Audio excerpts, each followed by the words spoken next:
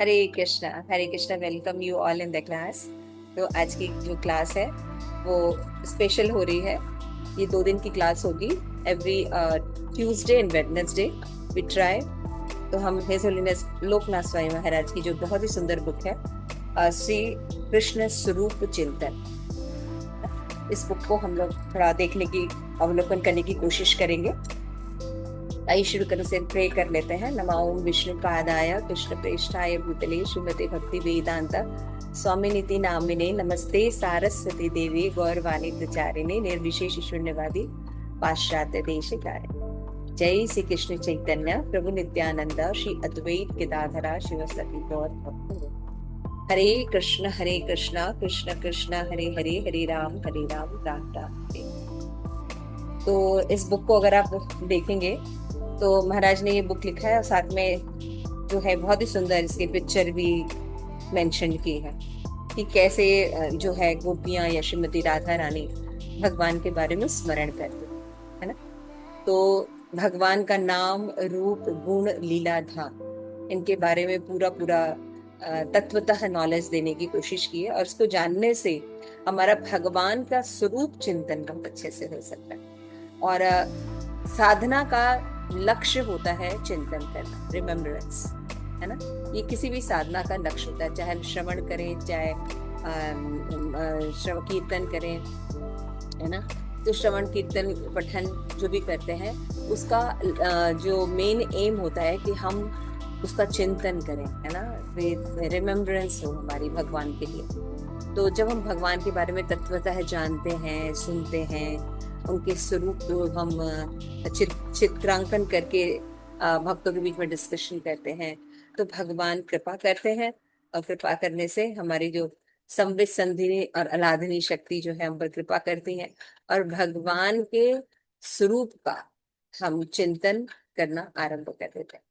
तो भगवान के स्वरूप का चिंतन हमें कितने देर करना है,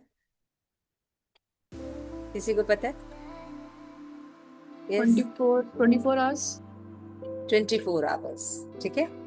तो इसलिए हमको वहां तक जाना है। तो एटलीस्ट हम चाहेंगे कि कुछ 1-2 घंटे हमारे रिमेम्बरेंस रहे, काम करते करते भी हमारे भगवान के प्रति आस्था बनी। तो शुरू करने से पहले आज हम इसका शुरू की चीजें देखेंगे और भूमिका देखेंगे। उसके बाद हम नेक्स्ट जो है कल से चैप्टर शुरू करेंगे। तो जैसा कि आप देखते हैं कि लोकनाथ स्वामी महाराज ने बहुत सी बुक्स लिखी हैं, है ना। तो स्लाइड दिखा सकते हैं गोलोकेश्वरी। जिससे महाराज ने पदयात्रा वर्ल्ड वाइड लिखा है, ब्रजमंडल दर्शन लिखा है जो 30 वर्षीय परिक्रमा है महाराज की, है ना। और बॉम्बे इज माई ऑफिस, ये जो बुक है ये भी लिखी है महाराज ने। मायापुर वृंदावन फेस्टिवल विद शील प्रभुपाद 72 से 77 तक का उन्होंने अपनी मेमोराइजेशन जो है वो लिखी है भक्तों के साथ। Kuber Baikuntha, this is a wonderful book. And मेरे ख्याल से फर्स्ट टाइम जो है, जो पूरा विश्व है वो पंढरपुर के इतिहास से भुव है वैकुंठ, है ना, कि भुवन में इस पृथ्वी पर भी वैकुंठ है, वो क्या है, पंढरपुर धाम के बारे में, महत्व के बारे में, और कैसे चैतन्य महाप्रभु भी यहाँ पर आए, और कैसे विश्व रूप यहाँ पे आए, है ना, कैसे तुकाराम महाराज यहाँ पे रहे। और सबसे बड़ी चीज चैतन्य चरितमृत में ये मेंशन है कि कैसे तुकाराम ने जो है वो चैतन्य महाप्रभु से दीक्षा ली। सो हम देख सकते हैं कि ये परंपरा में ही है, और उसके बारे में सारा डिटेल आप महाराज ने इस बुक में दिया है। It is also one wonderful book. और इसके बाद है गुरु मुख पद्म वाक्य, ये जपा टॉक पर बेस्ड ऑन है, महाराज जी जपा टॉक देते हैं उसके पर बेस्ड ऑन है, और बहुत ही सुंदर बुक है। इसके बाद है मेरे Prabhupada, my Prabhupada, this is also very wonderful book, in Hindi, English and Russian language में है, ये उपलब्ध है। तो इस बुक में भी महाराज जो है बहुत अच्छे से डिटेल में वर्णन किए हैं कि कैसे गुरु को अपने सारे जो कार्यकलाप हैं उनको बताना, व्यास पूजा में, कि उनका ग्लोरीफाई करना गुरु को, और साथ में उन्होंने पूरे साल उन्होंने क्या क्या वर्क किए उसको अपडेट करना। सो ये है my Prabhupada book. It is a wonderful book. This is my first book which I have read, and in translation I got also opportunity. So it is a wonderful experience. और हमारे जो यहाँ पे जो group में लोग बैठे हैं, इन लोगों ने भी, कई लोगों ने इसमें ट्रांसलेशन में पार्टिसिपेट किया था. So it is a wonderful book और इसमें बहुत कुछ सीखने को मिलता है. उसके बाद एक और बहुत ही अद्भुत बुक थी और ये मुझे बहुत अमेजिंग लगी. वो है कुंभ अमृत महोत्सव.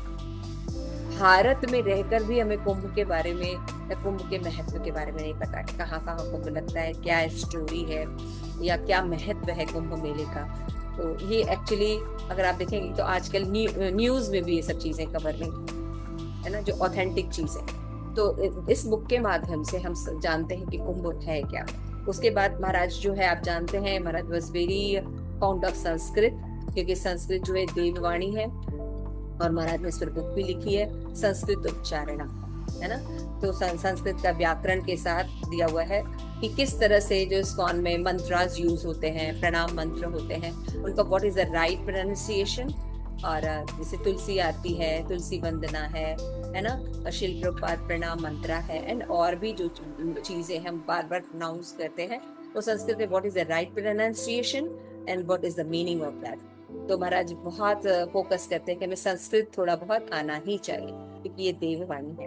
तो ये इज अ वंडरफुल बुक. ये भी उपलब्ध है महाराज की तरफ. और महाराज ने back to home, back to Godhead में भी कुछ पद यात्रा के संबंध में उन्होंने वही बहुत से प्रकाशन लिखे हैं, जो कि इसमें मौजूद है, जो कि महाराज ने जहाँ जहाँ पद यात्रा की.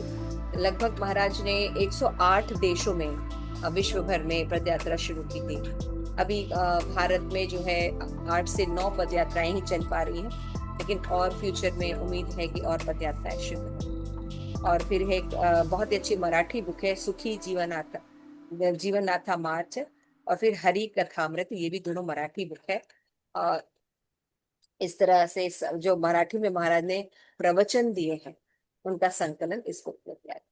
इसके बाद अगर आप देखेंगे तो इसमें समर्पण किया है इन्होंने, ये बुक महाराज ने श्रीमद AC भक्ति वेदांत स्वामी श्रील प्रभुपाद को. और एक बहुत ही सुंदर श्लोक के साथ मेंशन किया है कि ऐसे गुरु को समर्पित है उनका कौन सा गुण, श्री राधिका माधुरी योर पार माधुर्य लीला गुण रूप नाम प्रतीक्षणा स्वादन लोलुपस्य वंदे गुरु श्री चरणा. तो इस ग्रंथ को उन्होंने परम आराध्यतम श्री गुरुदेव नित्य लीला प्रविष्ट ओम विष्णुपाद परमहंस परिभागाचार्य अष्टोत्तर शत श्रीमद अभय चरणाविंद भक्ति वेदांत स्वामी श्रील प्रभुपाद के श्री चरण कमलों में समर्पित करते हैं, जो प्रतिक्षण श्री राधा माधव के दिव्य लीला गुण रूप नाम के असीम माधुर्य का आसादन करते हुए ललाहित रहते हैं. तो हमें देखना चाहिए कि हमें अपने गुरु की रिस्पेक्ट पूरी पता होना चाहिए. तो हम यहाँ पे श्री प्रभुपाद का जो पूरा नाम है ये हम जान सकते हैं और हमें पता होना चाहिए.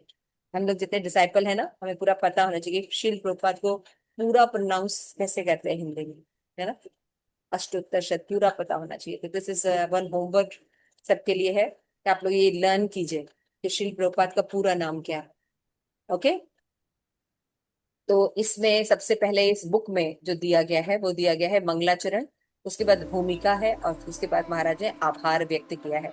तो आज की क्लास में हम इसको यही कवर करेंगे ताकि हम बुक को समझ सकें थोड़ा बहुत. हम गुरु महाराज से प्रार्थना करते हैं, वैष्णव जन से प्रार्थना करते हैं कि महाराज ने जो लिखा है उसको हम तत्वतः समझने की कोशिश करें. तो इसमें टोटल जो है वो 5 अध्याय है ना. इस बुक में 5 अध्याय हैं.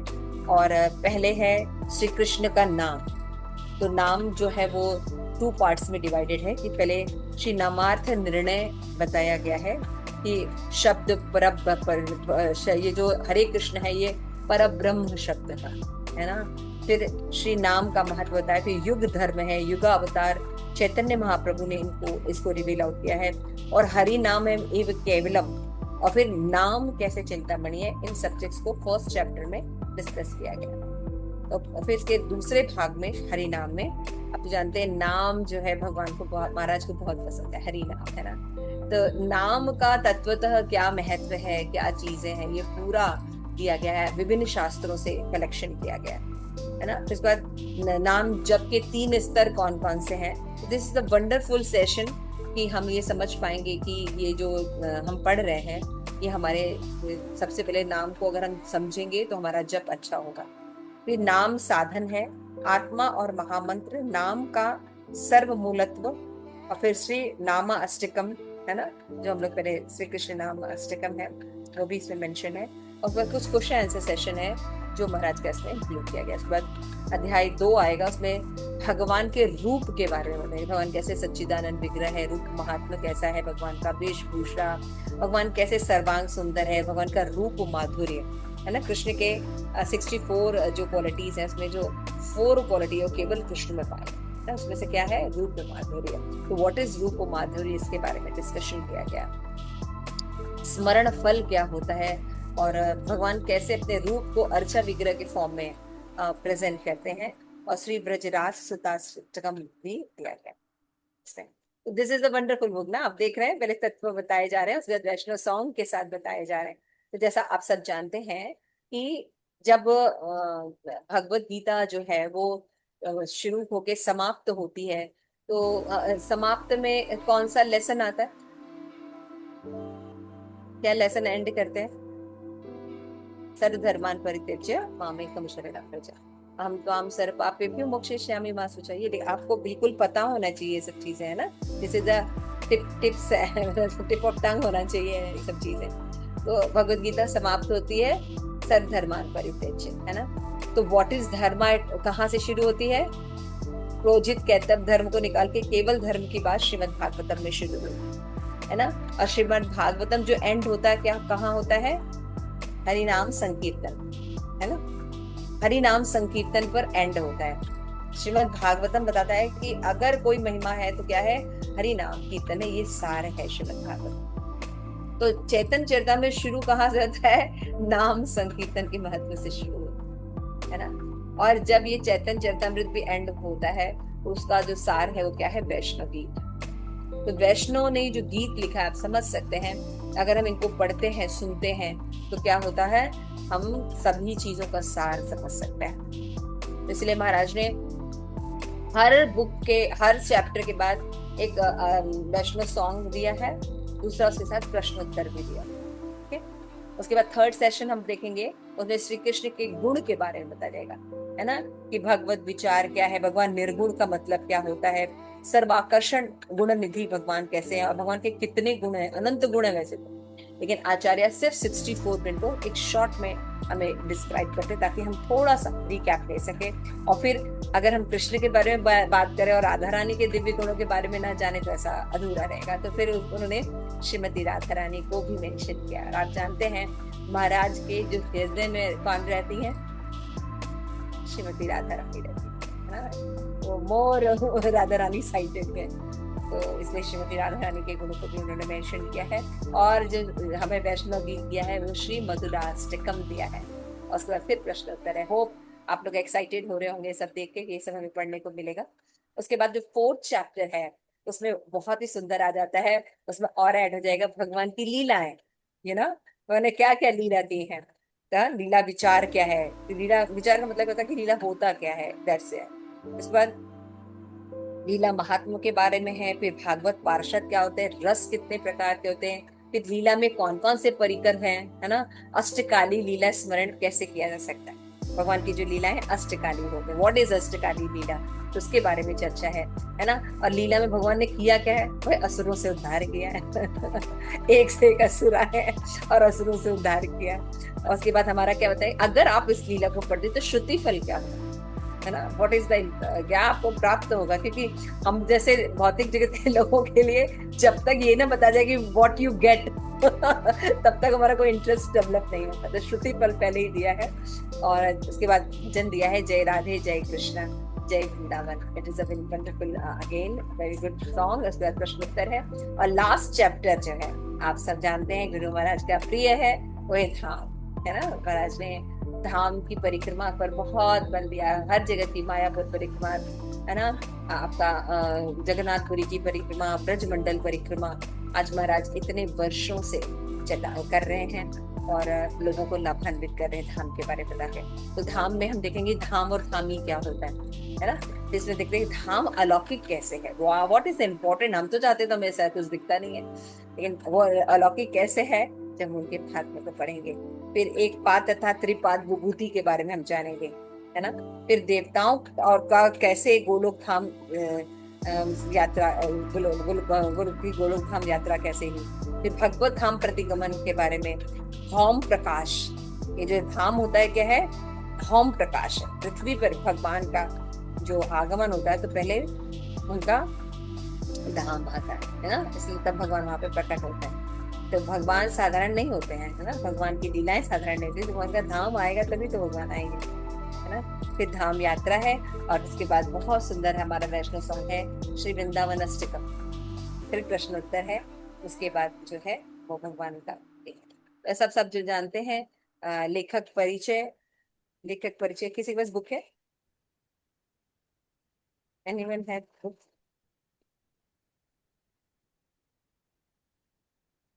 कोई पढ़ना चाहेगा महाराज का थोड़ा सा शॉर्ट में जीवन परिचय? मैं पढ़ूँ माता जी? Yes yes please loudly read.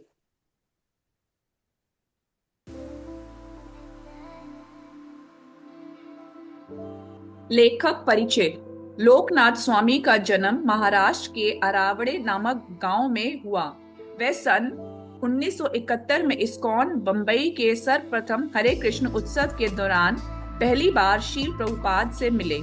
शील प्रभुपाद के आरंभिक भारतीय शिष्यों में से एक लोकनाथ स्वामी को सन 1972 में हरिनाम दीक्षा प्राप्त हुई। इन्होंने इस्कॉन जुहू में अनेक प्रकार की सेवाएं की और सन 1975 में इन्हें संन्यास दीक्षा दी गई।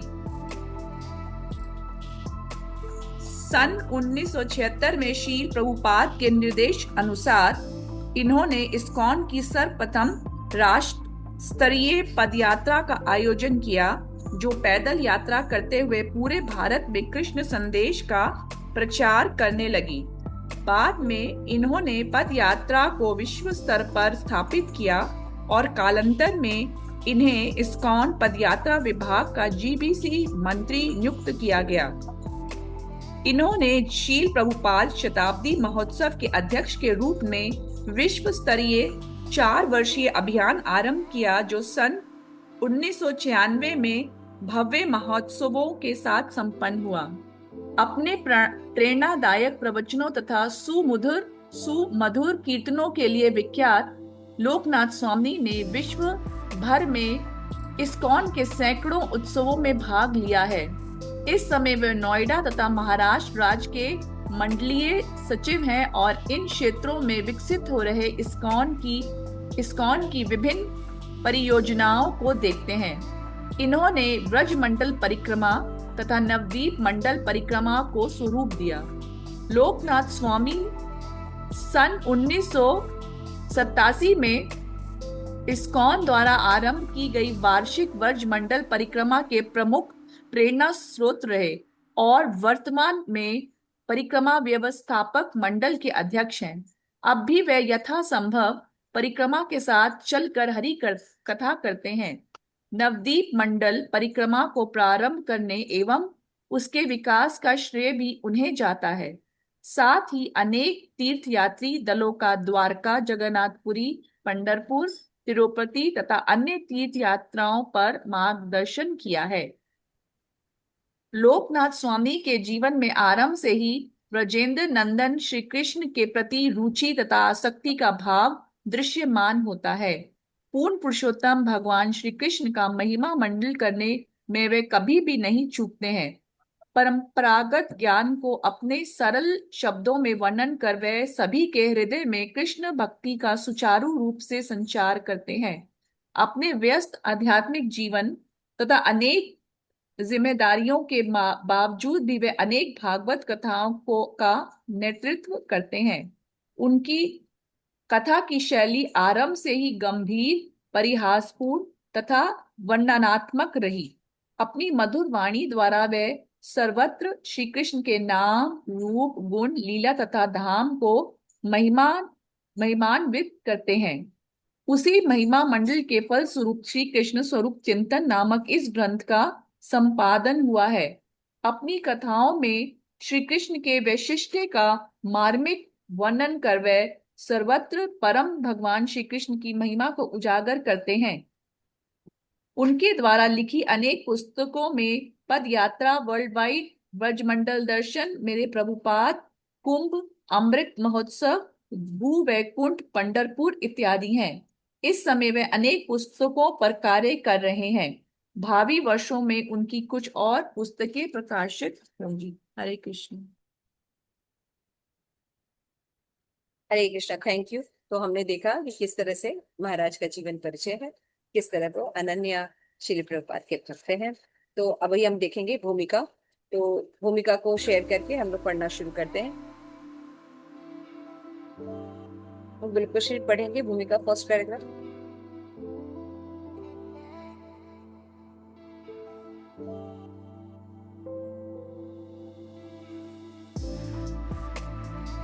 किसी भी व्यक्ति को पूर्ण रूप से ज्ञात करने हेतु सर्वप्रथम उसकी विशेषताओं से अवगत होना आवश्यक होता है। उदाहरण के लिए, यदि हम किसी व्यक्ति का केवल नाम ही जानते हैं परंतु कभी उस व्यक्ति को देखा नहीं है, तो उसके विषय में हमारा ज्ञान अपूर्ण रहता है। परंतु कभी उस व्यक्ति को रूप का ज्ञान अर्थात उस व्यक्ति को अधिक पहचानना, किसी भी व्यक्ति के ब्रह्म रूप को देखकर या केवल उसके नाम से परिचित होकर भी हम उसके बारे में पूर्णतया नहीं जान सकते हैं। इसके अतिरिक्त जब हमें यह ज्ञात होता है कि वह व्यक्ति कैसा है और कौन कौन से गुणों से अलंकृत है, उसके कार्यकलाप कैसे हैं, वह कहाँ रहता है, उसके सगे संबंधी कौन है तथा उसका संपर्क सूत्र इत्यादि क्या है, तब हमारा उससे घनिष्ठ परिचय होने लगता है। इन सभी विशेषताओं के आधार पर हम उसके साथ अधिक घनिष्ठता और समीपता का अनुभव कर पाते हैं। आगे बढ़ेंगे। हरे कृष्णा। तो देखिए यहाँ पे फर्स्ट पैराग्राफ में क्या बताया जा रहा है कि किसी को हमें जानना हो तो सबसे पहले जो हमें जानना चाहिए, तो हम व्यक्ति के रूप के बारे में जानेंगे कि दिखता कैसा है ना। जब रूप को जानेंगे, नाम को जानेंगे, नाम रूप को जानने पर भी हम उसको पूरी तरह से नहीं जान रहे। तो जब हम उसको गुण को जानेंगे, है ना, कहाँ रहते हैं, क्या करते हैं, उनके कार्यकलाप कैसे हैं, उनका कैसा जो है वो अभिवृत्ति है, मनोवृत्ति है, ये सब जानते हैं, तब उस व्यक्ति के बारे में थोड़ी थोड़ी बातें जान सकते हैं। तो यहाँ पे यही बता रहे हैं कि इन विशेषताओं के आधार पर, यानी ये भूमिका बनाई जा रही है कि अगर हमें भगवान को जानना है या गुरु को जानना है तो सबसे पहले हमें उनके नाम, रूप, गुण, लीला, धाम को तत्वतः समझना होगा। मन गणित रूप से समझने से हम पूरी तरह उनसे संबंध स्टैब्लिश नहीं कर सकते। Yes, second.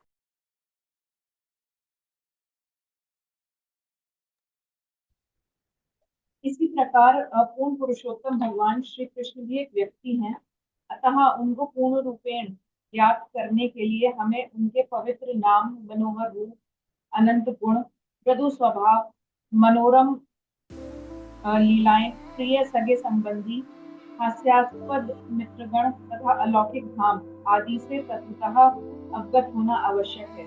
परम भगवान सच्चिदानंदमय है और सदैव अपने उत्तम विशिष्टि से युक्त रहते हैं। इन विशेषताओं के आधार पर वे सविशेष कहलाते हैं, परंतु जन सामान्य में इस तथ्य के विपरीत निर्विशेषवाद की अवधारणा भी व्याप्त है, जिसके द्वारा हम परम भगवान को विशिष्ट को अत्यंत शालीनता से नकारा जाता है, परंतु यह धारणा शास्त्रांगत नहीं है।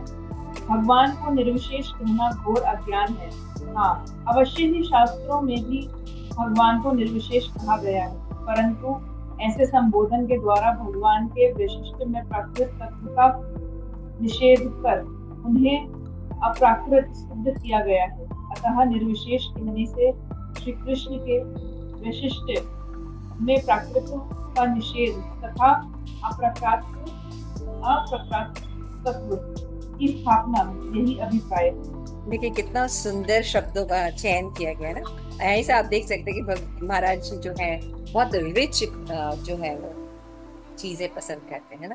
तो कैसे शब्दों का चयन करना चाहिए, कैसे लिखना चाहिए, कैसे अपने बातों को बोलना चाहिए, तो हमारी जो शब्द हैं वो बहुत ही अच्छे शब्द हैं हिंदी में, संस्कृत में, उनको जानने से आप अच्छे से प्रेजेंटेशन करें। तो सेकंड में जैसे मैंने बताया कि जैसे कि हम किसी के नाम जानते हैं, थोड़ा बहुत जान सकते हैं, रूप जानते हैं, थोड़ा बहुत जान सकते हैं। जब नाम, रूप, गुण, लीला सब जानेंगे, धाम जानेंगे, तो उसके बारे में हम पूरी तरह से परिकल्पना कर सकते हैं, क्योंकि तरह परम पुरुष भगवान श्री कृष्ण के पास। क्योंकि किसी भी साधक का ये लक्ष्य होता है कि भगवान के साथ अपने पुनः संबंध को जीवित करें, है ना। जब हम भगवान के मनोहर रूप हैं, गुण हैं, उनके बारे में समझेंगे, करेंगे, तब हम भगवान के साथ अपना संबंध रखेंगे। तब हम जब बोलेंगे हरे कृष्णा कृष्ण कृष्णा हरे हरे, हरे राम राम राम हरे हरे, तो हम उसी तरह इन इमेजिनेशन के साथ, गुणों के साथ भगवान को समझने की कोशिश कर पाएंगे। जैसे कि मान लीजिए हम भौतिक जगत में कोई चीज देखते हैं, जैसे मान लीजिए भी मैंगो का सीजन चल रहा है, आम, है ना। तो क्योंकि आम हम उसका नाम जानते हैं, उसको देखा भी है, लगभग कई प्रकार के होते हैं, उसके टेस्ट के बारे में बताया, उसकी कई रेसिपीज हम जानते हैं। तो इफ हम अपना आंख बंद करें और हम बोले आम, तो आम के साथ केवल नाम नहीं रहेगा, उसके नाम, रूप, गुण, लीला सारी चीजें हमारे सामने आ जाएंगी, राइट। और उसके साथ और भी कुछ मेमोरी है वो भी आ जाए।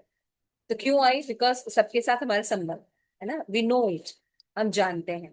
उसी तरह से जब हम भगवान के बारे में जानेंगे तो हम क्या हो जाएगा, हम भगवान के साथ वैसे ही अटैच, क्योंकि ऑलरेडी है, फॉरगेटन हो गया है। तो यहाँ पे बताया गया कि भगवान को भगवान जो है सविशेष है कि निर्विशेष है? भगवान सविशेष है ना। लेकिन भगवान के निर्विशेष धारणा भी बहुत अच्छे से जो है वो प्रचलित है। यहाँ पे बड़ा अच्छी बात लिखाई गई कि भगवान की ये जो धारणा है कि भगवान निर्विशेषवाद है, इसको बहुत शालीनता से प्रेजेंट किया जाता है ना। भगवान का कोई आकार नहीं है, भगवान का कोई रूप नहीं है ना। इट इज लेकिन ये शास्त्र पर आधारित नहीं है। ये भगवान का के बारे में अगर केवल निर्विशेष धारणा है तो अज्ञानता को दिखाता है ना। हर जगह भगवान के रूप माधुर्य के बारे में वर्णन किया गया है, और इसको नकारना सही नहीं। जैसे प्रभुपाद यहाँ पे बताते हैं, गुरु महाराज एक बार क्लियर कर रहे हैं कि सविशेष भी है भगवान और निर्विशेष भी। ये देखिए यहाँ पे शुरू हो गया भगवान का तत्वतः नॉलेज। तो तत्वतः नॉलेज को डिफाइन कैसे किया जाए, कौन सी फिलोसफी यूज की जाती है? अचिंत भेदा भेद फिलोसफी यूज की जाती है। अगर हम भगवान को केवल कहते हैं कि भगवान सविशेष है, तो हम भगवान को सीमित कर देते। अगर हम भगवान को कहते हैं कि भगवान केवल निर्विशेष है, तब भी हम भगवान की गलत धारणा या अधूरी धारणा ही बता रहे। भगवान एक साथ सविशेष और निर्विशेषवाद दोनों है ना, तभी वो भगवान है। भगवान में सभी क्वालिटी एक साथ विद्यमान रहती है ना, क्योंकि भगवान सर्वगुण संपन्न है। इसलिए भगवान में निर्विशेष गुण भी हैं, लेकिन भगवान में विशेष गुण, सॉरी हाँ, निर्विशेष भी है भगवान। और भगवान जो है रूपवान भी, साथ में उनकी एक आकार भी है, सब विशेष भी है भगवान। तो इसका क्या मतलब, वो कैसे समझे? एक ही लाइन में महाराज ने परिचय में बता दिया। निर्विशेष का मतलब क्या होता है? निर्विशेष का मतलब होता है भगवान का रूप अप्राकृतिक है, प्रकृति के गुणों से नहीं बना है। इसीलिए जहां जहां भगवान के निरूपवाद का, ये निर्विशेषवाद का बात कही गई है, वहां ये बताया गया है कि भगवान का रूप जो है, या भगवान जो है, या भगवान से संबंधित का तदीय है, कुछ भी प्राकृतिक नहीं है। पृथ्वी जल अग्नि वायु आकाश का नहीं, अप्राकृतिक। समझ में आ रही है बात? जब भगवान का वर्णन होता है तो भगवान का, भगवान हो या भगवान के तदीय हो, तदीय मतलब समझते हैं, नाम, रूप, गुण, लीला, धाम, परिकर, एवरीथिंग, भगवान से रिलेटेड जो भी चीज है, तो उनको हम, जैसे क्या होगा, इस प्राकृतिक नियमों के आधार पर भगवान को नहीं रिप्रेजेंट करें। यानी जन्म, मृत्यु, जरा, व्याधि से भगवान ऊपर है। क्लियर हो रहा है? कैसे है भगवान और उनकी बाकी सारी चीजें सत्य, चित्त, आनंद। ये यहाँ पे लास्ट टाइम में बताया गया कि श्री कृष्ण के वैशिष्ट में प्राकृत तत्व का निषेध और अप्राकृत तत्व की स्थापना ये की गई। भगवान अप्राकृतिक हैं, ये बात निर्विशेष करके बोली है। भगवान में कोई गुण नहीं है, मतलब क्या वाला गुण ही नहीं है भगवान में? नहीं है, प्राकृतिक गुण नहीं। भगवान में जितने भी गुण है कितने हैं? अप्राकृतिक। एक एग्जाम्पल, चोरी करना। अगर हम चोरी करने में गुण देखें तो एक संत की या एक किसी नॉर्मल अच्छे व्यक्ति की, जेंटलमैन की भी बात कर रहे हैं, और उसमें हम कहें कि वो चोरी करता है, तो क्या वो जेंटलमैन है? नॉर्मल जेंटलमैन में की कैटेगरी में भी हम इसको नहीं देखें, और आप कह रहे हैं भगवान चोरी करते थे। How can we understand? Because भगवान का चोरी करना भौतिक जगत की चोरी करने की तरह नहीं है, वो दिव्य आनंद को इनहेंस करने वाला। अंडरस्टूड? इसीलिए श्रील प्रभुपाद अपने बुक में एक बात मेंशन करते हैं, यदि आपको भगवान के बारे में कुछ भी इंफॉर्मेशन चाहिए, आध्यात्मिक जगत के बारे में कुछ भी इंफॉर्मेशन चाहिए, तो आपको प्रामाणिक गुरु शिष्य परंपरा से ज्ञान लेना होगा, और एज इट इज उसको रखना पड़ेगा। अपना नहीं समझेंगे। जैसे हम स्कूल में, जैसे भौतिक जगत में, तो जैसे ये हो सकता है भाई दादागिरी है क्या? नहीं, दादागिरी नहीं है, this is the way of knowledge. भौतिक जगत में भी हम जाते हैं, जब हम स्कूल में जाते हैं तो क्या बोलते हैं, इसको क कहते हैं, इसको ख कहते हैं, तो वहां टीचर से लड़ने लगते हैं, ख लिखा तो हम कहेंगे नहीं ये ग लिखा है, बोलते हैं। प्रियदर्शनी, ऐसे लड़े हैं हम लोग स्कूल में गए फर्स्ट डे? नहीं, वॉट एवर टीचर है said we just accept it. तो आज हम क्या कर पा रहे हैं, हम केवल पढ़ते नहीं है, हम कई चीजें कर पाते हैं उन अक्षरों के साथ, है ना? तो वी हैव अ फेथ कि अगर हम परंपरा से ज्ञान ले रहे हैं तो एज इट इज ज्ञान हमें लेना चाहिए। नेक्स्ट। माता जी, वैशिष्ट को इंग्लिश वर्ड क्या होगा? वैशिष्ट। हाँ, श्री कृष्ण के वैशिष्ट क्वालिफिकेशंस। क्वालिफिकेशंस। निर्विशेषवाद एवं मायावाद की अवधारणाएं अपूर्ण और त्रुटिपूर्ण हैं, क्योंकि श्री कृष्ण परम वैशिष्ट्यवान है और वे ही निर्विशेष पहलू तथा परमात्मा स्वरूप के भी स्रोत हैं। भगवान सच्चिदानंद विग्रह हैं, निर्विशेष ब्रह्म की अनुभूति के उनके सत पहलू की अनुभूति है, तथा परमात्मा की अनुभूति उनके सत तथा चित पहलुओं की अनुभूति है। परंतु भगवान की अनुभूति समस्त दिव्य स्वरूपों, सच्चित तथा आनंद की अनुभूति है। जब किसी को परम पुरुष की अनुभूति होती है तो वह परम सत्य के इन पहलुओं का पूर्ण रूप में अनुभव कर पाता है। इस ग्रंथ के माध्यम से ऐसे वैशिष्ट्यपूर्ण भगवान की स्थापना की जा रही है। विविध मतानुसार परम सत्य को भिन्न भिन्न प्रकार से परिभाषित किया जाता है, परंतु विरला ही कोई उन परम सत्य भगवान श्री कृष्ण को यथोचित प्रकार से समझ पाता है। केवल भगवान के शुद्ध भक्त ही विरले महात्मा होते हैं जो कि श्री कृष्ण को ठीक ठीक समझ पाते हैं। उन्हीं के चरण चिन्हों का अनुगमन करते हुए इस ग्रंथ को प्रस्तुत किया जा रहा है, जिसके द्वारा अमूल्य रत्न सदृश भगवान श्री कृष्ण जन समुदाय को सुलभ हो सके। और फिर क्या, जब जिसके पास कृष्ण है उसे भला तीनों लोकों में और प्राप्त ही क्या है। प्रामाणिक गुरु शिष्य परंपरा के द्वारा उनके नाम, रूप, गुण, लीलाएं, धाम, स्वभाव, माता पिता का परिचय, मित्रगण इत्यादि के विषय में तत्वतः अवगत होकर हम श्री कृष्ण के साथ पूर्व विस्मृत आत्मीयता का पुनः अनुभव कर भक्ति में संबंध स्थापित कर पाएंगे।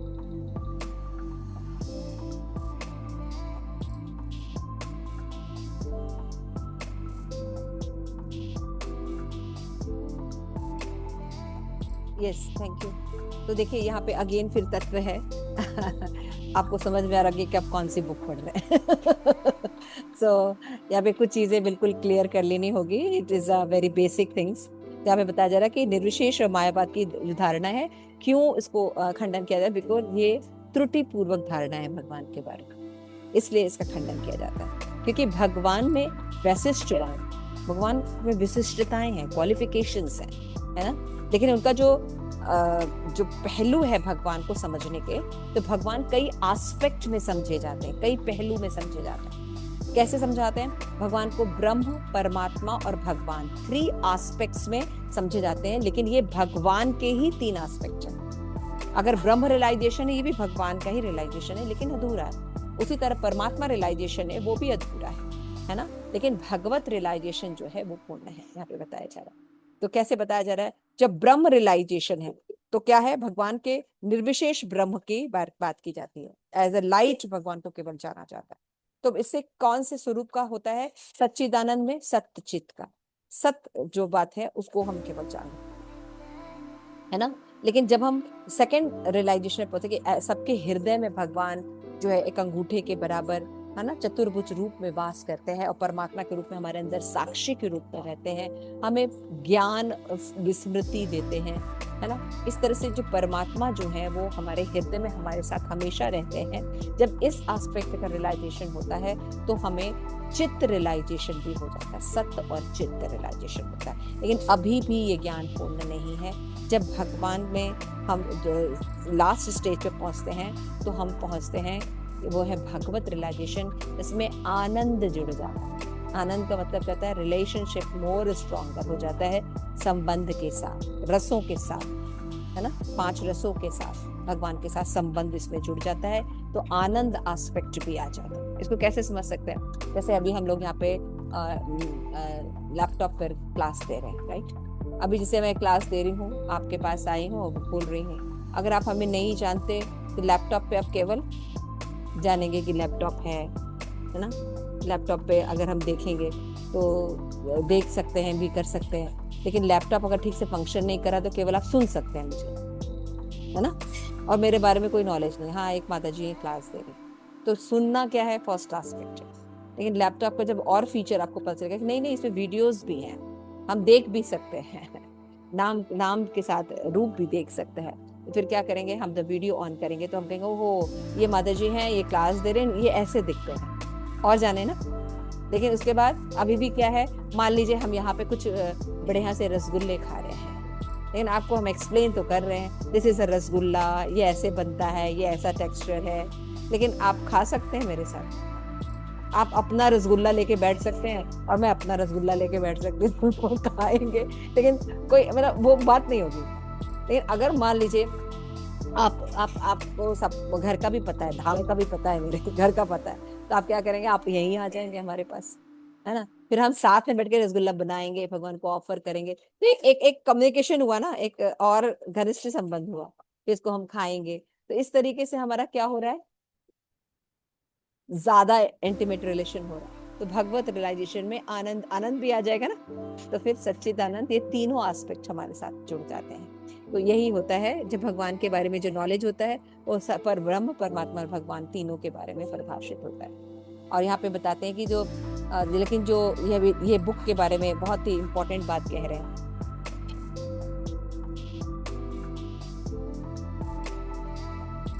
तो इसको आपको समझना पड़ेगा कि हमें बहुत सुंदर बात बता रहे हैं कि इस ग्रंथ में जो भी चीजें बताई जा रही हैं वो प्रामाणिक गुरु शिष्य परंपरा में जो नॉलेज है उसको बताया जा रहा है, पहले ही बता दिया इसको। इसमें कोई भी बात आपको आपके या मेरे को अच्छा लगता है उसके हिसाब से नहीं बताया जा रहा, ठीक है। ये बहुत इंपॉर्टेंट चीज है।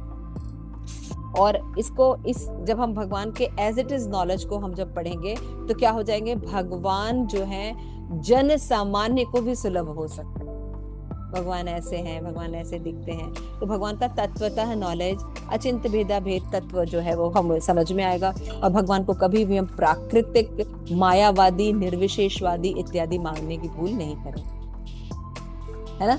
और फिर हम क्या करेंगे, सही से भगवान को समझेंगे और सही से रिलेशन में स्टैब्लिश होंगे और सही इसका परिणाम हमें प्राप्त होगा, सिद्धि प्राप्त होगी।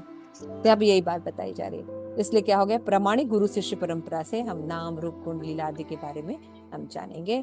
इससे क्या होगा, हम भगवान से भक्ति में संबंध को स्थापित कर पाएंगे, ठीक है। तो ये इस बुक में मेन विषय। आगे इस भौतिक जगत में भी व्यक्तियों के नाम रूप मिलते हैं, परंतु वो भौतिक स्तर पर ही होते हैं, किंतु भगवान कृष्ण की वैशिष्ट पूर्णता आध्यात्मिक होती है।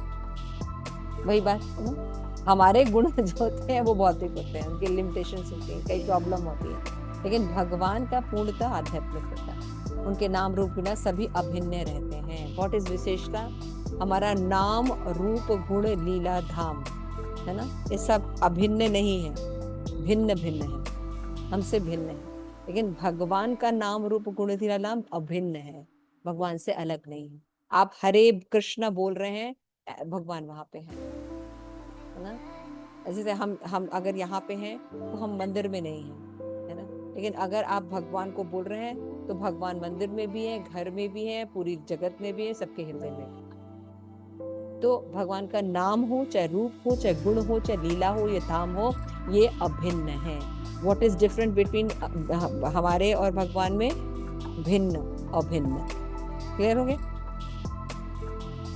ये याद रखिएगा, ये सब तत्व तो बेसिक नॉलेज है, ये बार बार रिपीट होगा। अगर इस नॉलेज को आप नहीं समझ रहे हैं, आप कभी भी लीला प्रवेश नहीं कर सके, है ना।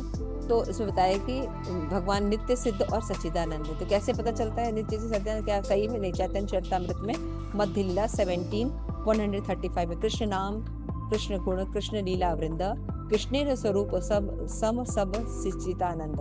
श्री प्रभुपाद समझाते हैं कि कृष्ण के शरीर और आत्मा में कोई भेद नहीं है। हमारे शरीर और आत्मा में भेद है, लेकिन भगवान के शरीर और आत्मा में भेद नहीं होता। उनका शरीर ही सच्चिदानंद है। शरीर आत्मा में भेद बद आत्मान होता है। बद व्यक्ति की शरीर और आत्मा भिन्न है, उनका नाम उनके शरीर से भिन्न है। यदि किसी व्यक्ति का नाम मिस्टर जॉन है तो हम जाकर पुकारते हैं मिस्टर जॉन, तो व्यक्ति वहां उपस्थित नहीं हो सकता। परंतु यदि हम कृष्ण का नाम उच्चारण करते हैं तो हमारी जीवा पर तुरंत भगवान उपस्थित हो जाते हैं। यहाँ पे बताया गया एग्जाम्पल, यदि हमें प्यास लगी है तो जल जल कहने से हमारी प्यास नहीं बुझेगी, क्योंकि जल शब्द और जल दोनों अलग अलग। लेकिन आम आम कहने पर भी हमें आम का स्वाद नहीं आ जाएगा, है ना। आम खाने के लिए हमें उसका स्वाद लेना, खाना पड़ेगा, जल को पीना पड़ेगा, तब प्यास बुझेगी। परंतु भगवान के नाम के साथ ऐसा नहीं है। भगवान का नाम उनसे अभिन्न, जैसे ही आप कृष्ण बोलते हैं वो उपस्थित हो जाते हैं। तो इसकी पुष्टि पद्म पुराण में भगवान नारद मुनि भी कहते हैं, मद भक्त्वा यत गायन्ति तत्र तिष्ठामि नारदा। जहाँ भक्त, आजकल मैं मंदिरों में, भगवान कहते हैं मैं मंदिरों में नहीं पाया जाता। कहाँ पाए जाते भैया? अब तो सोचेगा मंदिर में पाए जाते। नहीं मंदिर में तो कहाँ पाए जाते? इधर पर नहीं, हृदय में भी नहीं पाया था। अरे किसी के हृदय में भी तो है कहाँ आप? जहाँ भक्त मेरा गुणगान करते हैं तो वहां है। अभी जैसे भगवान का गुणगान हो रहा है और एक प्रमाणिक तरीके से भगवान का गुणगान हो रहा है, मेरा पूरा विश्वास है भगवान यहाँ उपस्थित। क्लियर हो गया? तो ये समझना चाहिए। तो उदाहरण है, जब सूर्यदास ने प्रभु के गुण गाते थे तो श्रोता वर्ग में साक्षात श्री कृष्ण उपस्थित रहते। चैतन्य शिक्षका में पढ़ते कि कीर्तनीय सदा हरि का कीर्तन नाम करना चाहिए। परंतु हमें समझना होगा कि केवल नाम के, कृष्ण के नाम के कीर्तन को ही कीर्तन नहीं समझना चाहिए। भक्ति रसामृत सिंधु 1-143 में श्री रूप गोस्वामी समझाते हैं कृष्ण के नाम रूप गुण आदि से उच्च स्वर में किए गए शब्द के कीर्तन को शब्द को कीर्तन कहते हैं। नाम रूप गिणिया दिना मुच्यते भाषानु कीर्तनम। केवल हरे कृष्ण महामंत्र गा रहे उसी को कीर्तन नहीं कहते हैं। जब भगवान के हम नाम को देखते हैं, रूप को, गुण की, लीला, दाम पढ़ते हैं, तो ये एक्चुअली भगवान का कीर्तन का ही स्वरूप है ना। जब हम इस प्रकार कृष्ण के नाम कीर्तन को बारंबार कीर्तन करते हैं तो विश्री के समान मधुर है। तो अविद्या रूपी जो पीलिया रोग है ये धीरे धीरे नष्ट हो जाता है। जब हम कृष्ण के अभिन्न स्वरूपों का श्रद्धा पूर्वक श्रवण और कीर्तन करते होंगे, श्रद्धा से हमारी प्रगति निष्ठा तक जाएगी और हमें कृष्ण प्रेम प्राप्त होगा।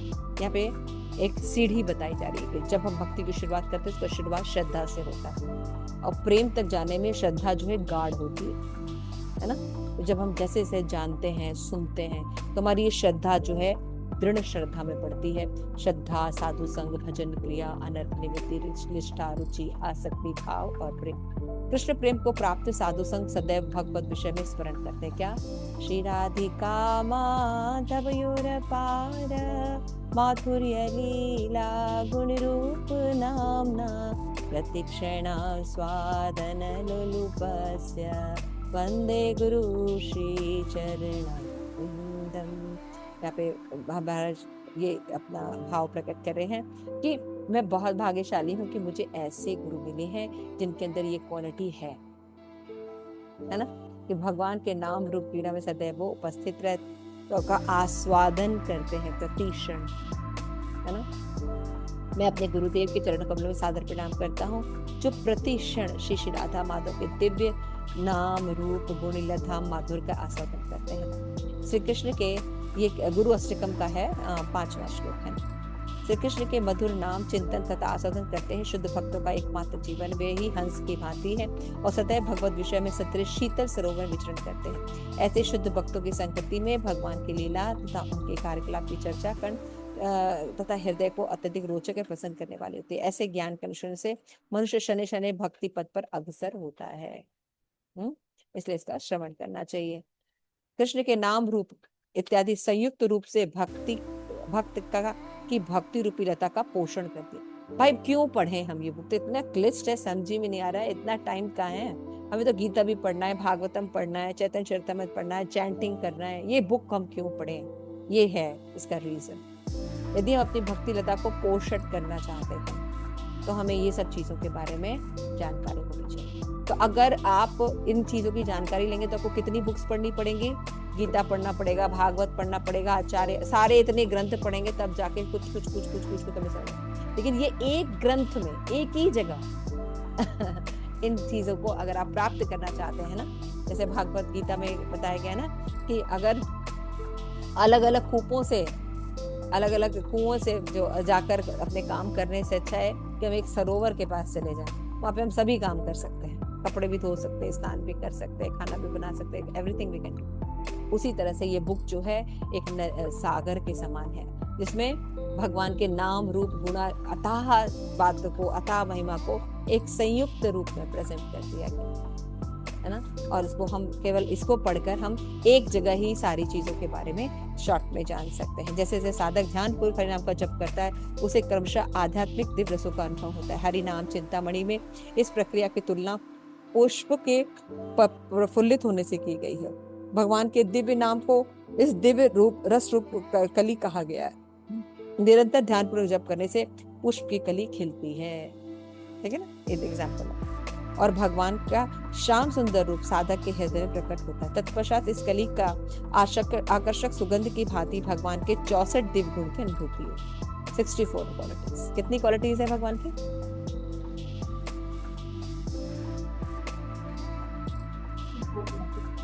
64 माता जी। ध्यान रखिएगा आप लोग। हाँ, आरती माता जी, प्रिया माता जी है ना, प्रेम मंजरी, ध्यान रखिए। 64 क्वालिटी को बताया, अनंत में से एक 64 क्वालिटीज को बताया गया। अरूप गोस्वामी ने इनको मेंशन किया। और रूप गोस्वामी को किसने बताया था?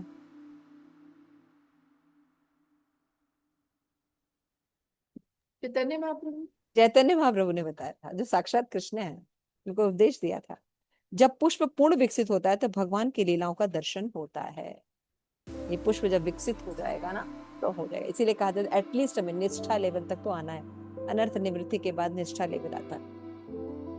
परंतु कृष्ण के दिव्य राज्य गोलोक वृंदावन का साक्षात्कार होता है। यद्यपि अनुभव दिव्य है परंतु गंभीरता पूर्वक जप करने वाले साधक के लिए यह साक्षात्कार इसी भौतिक जगत में संभव हो पाता है। This is a very very important line. This is आशीर्वाद। ये आशीर्वाद आपको कहीं कुछ करने की, भक्ति में यही सबसे बढ़िया चीज है। क्या कहते हैं? युक्त वैराग्य। कहीं कुछ छोड़ने की, कहीं कुछ करने की जरूरत नहीं। यहीं बैठे रहिए, अपने पद पर रहिए, सभी चीजों को करिए, लेकिन कृष्ण को अपने जीवन में डबटेल कर लीजिए, जोड़ लीजिए। तो क्या हो जाएगा? यही भौतिक जगत में साधक को बैठे बैठे भगवत धाम की अनुभूति होने लगी। हरि बोल, है ना? अच्छी बात है ना? ये गुरु महाराज का आशीर्वाद। हम सब स्त्री होकर ना इतने तुच्छ, मैं तो बहुत ही बुद्धिहीन भी हूँ साथ में, तो हम लोग यही बैठे बैठे आस्वादन कर पा रहे हैं। और ये कितनी बड़ी बड़ी बात है। सबसे पहली बात इस्टेब्लिश ही हुआ है कि भगवान कौन है? कृष्ण।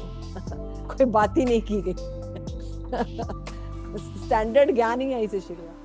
और भौतिक जगत से और आध्यात्मिक जगत से अंतर क्या बताया? अभिन्नत्व नाम है। इसके बाद शास्त्र में प्रदत्त समस्त उपदेशों का सार क्या है? मनुष्य अपना समय 24 घंटे भगवान के दिव्य नाम रूप गुणा के सुंदर ढंग से कीर्तन स्मरण करने में लगाए, जैसे कृष्ण के पादपद्म के अहित की प्रेम उत्पन्न हो सके। कौन सा श्लोक है ये? कहाँ का है? उपदेशामृत का। ठीक है, उपदेशामृत का ये श्लोक है, 7वां श्लोक है। ठीक है, ये बहुत इंपॉर्टेंट है। आपके 2 होमवर्क हो गए। पहला श्रील प्रभुपाद का पूरा नाम और दूसरा उपदेशामृत का 7वां श्लोक। इसको पढ़ना चाहिए आपको। उपदेशामृत बुक है आप सबके पास, आप लोग 7वां श्लोक लर्न करिएगा। ठीक है, तो श्रीमद भागवतम के 7वें स्कंद नारद मुनि जो है 7वें स्कंद में भी भगवान नाम की तुलना धनुष से करते हैं, जिससे शुद्ध जीव तीर स्वरूप में स्थित है और जिसका लक्ष्य क्या है? भगवत धाम।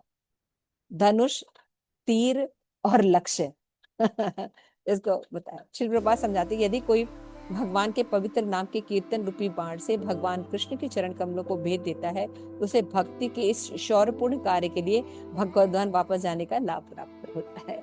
आप अगर इस बुक को पढ़ते हैं, समझते हैं, चिंतन करते हैं तो ये भक्ति का कौन सा अंग पालन कर रहे हैं? नवदा भक्ति का कौन सा अंग हो रहा है यहाँ पे? श्रवण और कीर्तन। श्रवण एंड कीर्तन बोथ आर, है ना? And this is both two main nourishing point, है ना? नरिशमेंट्स हैं भक्ति के लिए, है ना? ये दो लिंप अगर आपके नरिश्ड हैं तो स्मरण होगा, जो कि हमारे जीवन का लक्ष्य है। अगर स्मरण होगा तो यम यम यापी स्मरण भावम तज्जन्ते कलेवरम, भगवत गीता याद है ना? जैसे जैसे स्मरण करते हुए शरीर त्याग होगा वैसा हमें स्वरूप प्राप्त होगा, भगवत धाम जाएंगे। तो कोई भी, जैसे कि हमने देखा है कि भक्ति संदर्भ में जीव गोस्वामी कहते हैं कि बाकी सब योग में 3 प्रकार के दोष पाए जाते हैं: व्याप्ति, अव्याप्ति और असमंजस, आश्चर्य, है ना? कि व्याप्ति और अव्याप्ति का क्या मतलब होता है? या तो हम अंडर एक्सटेंशंस करते हैं या ओवर एक्सटेंशंस करते हैं। किसी चीज के बारे में हम कम बताते हैं, ऐसा नहीं होगा, या किसी के बारे में बहुत ज्यादा बताते हैं, या किसी के बारे में आश्चर्य करते हैं। ये 3 दोष पाए जाते हैं, है ना? लेकिन भक्ति में तीनों दोष नहीं रहते। अगर भक्ति में ये बात कही जा रही है, जैसे अभी ये बात हमने कही कि भगवान के का अगर हम ये केवल जो अभी जो हम क्लास कर रहे हैं, ये भक्ति के नवदा भक्ति का एक मेन लिंप हम लोग कवर कर रहे हैं कि भगवान के श्रवण और कीर्तन कर, है ना? अगर हम ठीक से श्रवण कीर्तन कर रहे हैं तो हम भगवत धाम चले जाएंगे। तो ये व्याप्ति, अव्याप्ति और ये आश्चर्य है, इसमें कोई अंडर एस्टिमेट बात की गई है? नहीं, ऐसा होता है ना? क्या होता है? जैसे एक एग्जाम्पल दिया गया है कि एक जो पक्षी था, है ना, वो उड़ के आ रहा था, तभी क्या हुआ कि उसके पंख में कुछ चोट लगी, वो एक टेम्पल के पास गया, तभी वहां पे कुत्ता आया उसको खाने के लिए। तो वो पक्षी अपनी जान बचाने के लिए वो भाग रहा था, लेकिन उसने क्या की? परिक्रमा की उसकी परिक्रमा हो गई। जैसे ही वो पक्ष निसहाय हुआ, उस कुत्ते ने उसको खा लिया, और जैसे ही खाया चतुर्भुज रूप में वो प्रकट हो गया और अपने भगवत धाम स्वरूप को प्राप्त। एक पक्षी जिसका कोई उद्देश्य भी नहीं, वो भक्ति कर रहा है, ये पावरफुल महिमा है। तो भक्ति के बारे में जो भी कुछ कहा जाता है ना, वो व्याप्ति होती है, ना अव्याप्ति होती है, ना आश्चर्य होता है, ये दोष नहीं पाए जाते। लेकिन बाकी योग पद्धति में दोष पाए जाते हैं। कोई भी सिद्धांत प्रेजेंट किया जाता है, कोई बात कही जाती है, या तो अंडर एस्टिमेटेड होती है, या तो फिर उसको बढ़ा चढ़ा के बोला जाता है, या कहीं आश्चर्य की बात है, राइट? ये भक्ति में 3 दोष नहीं पाए, यही बात यहाँ पे बताई जा रही है कि भक्ति में शौर्यपूर्ण करके भगवत धाम वापस जाने का लाभ ही होता है। ये कोई अतिशयोक्ति नहीं है, केवल पढ़ रहे हैं जो हम लोग ये क्लास कर रहे हैं, ये भक्ति है। So this is a very important thing to understand that भक्ति में साधन और साध्य अलग अलग नहीं होता, दोनों एक होते हैं। दैट्स व्हाई भक्ति इज सो पावरफुल, इसलिए कलयुग में इसको कहा, रिकमेंड किया गया। श्री कृष्ण स्वरूप चिंतन नामक इस ग्रंथ, नहीं इसको ध्यान से सुनिएगा, श्री कृष्ण स्वरूप चिंतन नामक ग्रंथ इसी लक्ष्य की सफलता हेतु वैष्णव समाज को एक विनम्र भेंट है ना? ठीक है कि ये जो समाज को ये बुक दी जा रही है, इससे आप भगवत धाम जाएंगे तो अपना शेड्यूल जो है थोड़ा सा तय कर लीजिए। आपका 1 घंटे की क्लास रहेगी 5 to 6। आप लोग हम लोग इसको पढ़ने की कोशिश करेंगे, समझने की कोशिश करेंगे, तो हम लोग निश्चित भगवत धाम जाएंगे, ऐसा इस बुक में कहा जा रहा है। यह ग्रंथ वर्षों पूर्ण संपन्न हमारी प्रारंभिक भगवत कथा का ही संकलन स्वरूप है। हमारी सर्वप्रथम भगवत कथा में इसी विषय का चयन किया गया था। कथा की शैली कुछ भिन्न होती है, परंतु उसको बुक के रूप में प्रस्तुत करते हुए सर्वप्रथम प्रवचन की लिपिबद्ध किया गया, फिर उनका संशोधन, परिष्कार और उनके अनेक चित्र उदाहरणों के साथ विभूषित किया गया। परिणाम स्वरूप इस ग्रंथ ने यह आकार प्राप्त किया जो आपके हाथों में है। वस्तुतः भगवान श्री कृष्ण के वैशिष्ट्य को इन कुछ पृष्ठों में लिपिबद्ध करना स्वप्न तुल्य है, परंतु फिर भी ब्रजेंद्र नंदन श्री कृष्ण के महिमा गान में यह लघु ग्रंथ राष्ट्रभाषा हिंदी में प्रस्तुत किया गया है। तुष्टेन हरि भक्ता नाम कृष्ण स्वरूप चिंतन प्रस्तुतो अयम महंत ग्रंथ महत् ग्रंथम कृष्ण तत्व प्रकाशका, है ना, कृष्ण तत्व प्रकाशका। गुरु महाराज क्या बता रहे हैं कि ये जो महाराज ने शुरू में कृष्ण के बारे में, कृष्ण नाम रूप गुण लीलाधाम के बारे में बहुत सुंदर सुंदर लेक्चर्स दिए हैं, उन लेक्चर्स को एक बुक के फॉर्म में रखा गया है। It is not a easy job. एक लेक्चर एक अलग पैटर्न में बोला जाता है और बुक अलग पैटर्न में लिखा जाता है। तो स्वप्न तुल्य था, लेकिन इसको यथार्थ में बदला गया। तो गुरु महाराज की कृपा से, भगवान की कृपा से, भक्तों के सहयोग से ये बुक आज हमारे हाथ। It is not a very easy thing कि आप आए हैं। ये भगवान के बारे में जो ज्ञान है ये बहुत भाग्यवान लोगों को प्राप्त होता है। तो भगवान से प्रार्थना करते हैं कि हम तो भाग्यवान नहीं है, लेकिन फिर भी इसका पढ़ने की इच्छा है। भगवान इसको निर्विघ्न रूप से संपन्न करे कि इस बुक के हम तत्वों को पढ़ें, चर्चा करें और समझने की कोशिश करें। श्री कृष्ण श्री हरि के भक्तों के प्रीति विधान हेतु श्री कृष्ण स्वरूप चिंतन नामक यह उत्कृष्ट ग्रंथ प्रस्तुत किया गया है, जो कृष्ण तत्व को भली भांति प्रकाशित करता है। अंततः इस कृत्य का प्रयोजन इसके अध्ययन से ही सफल होता है। केवल पढ़ेंगे तो आपका प्रयोजन क्या है? कृष्ण प्रेम प्राप्त हो जाएगा। हमें विश्वास है कि संपूर्ण वैष्णव समाज का यह कृत्य के अध्ययन में कृत होंगे और उनकी नाम से धाम तक की यात्रा सुसंपन्न। कहाँ से? नाम से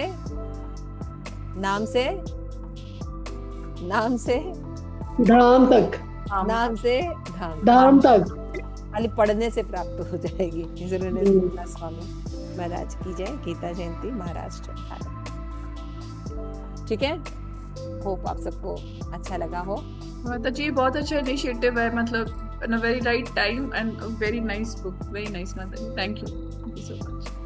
ओके, तो आप सब ये कृष्ण नाम रूप स्वरूप चिंतन इस बुक को अपने पास रखिए। कल हम भूमिका के बाद इस